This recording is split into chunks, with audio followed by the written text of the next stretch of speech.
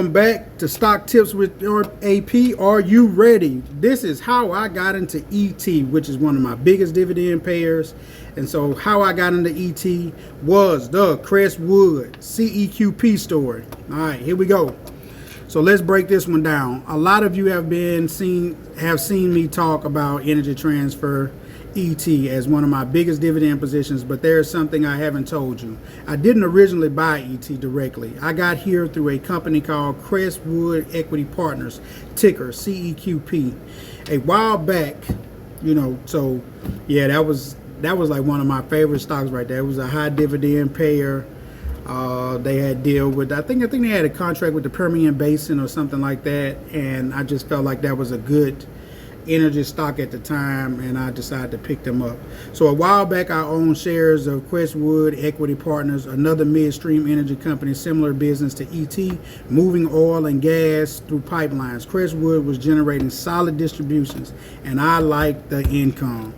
Man, when I tell you I like income, the way I don't have to sell it, and then I can kind of think about it, and I can go back and look at my monthly chart and see how much money I made for the month without doing any work. Robinhood also, at one point with the gold account, had a great thing where you could come in and bring in income, and I think they would give you 1% of whatever you brought in. So one day I might talk about that as well.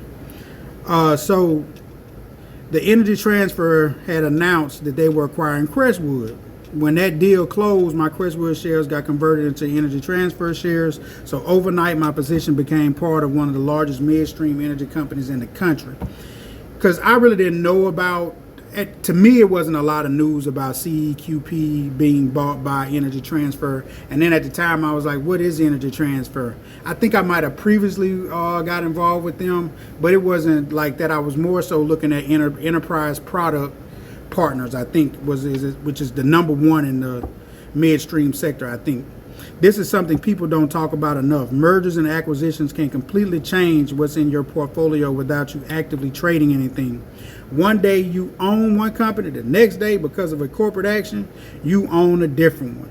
It's worth paying attention to the news on every position you hold, even ones you're not actively watching. So like down here, it was 7 minutes ago, Energy Transfer edges down 0.10% from Friday's close amid mixed Q1 earnings and leadership transition. Energy Transfer reported Q1 2026 earnings on May. All right, and then if you want to click the links that they kind of have news about, let's go down here and see if it's in there. One thing that is good is 23 analysts raised this a buy at 87%. This is not financial advice.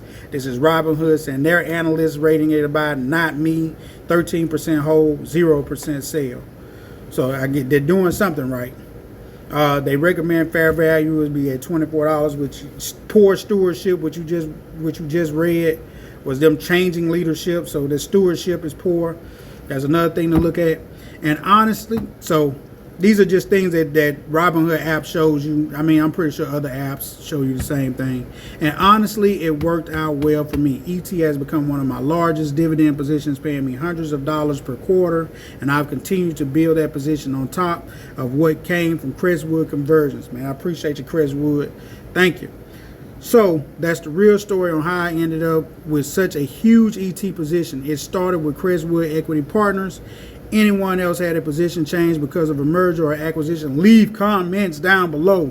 I read them and I want to respond to them, and I want to be interactive with you guys while I go on this journey. Subscribe if you're following this journey. See you on the next update.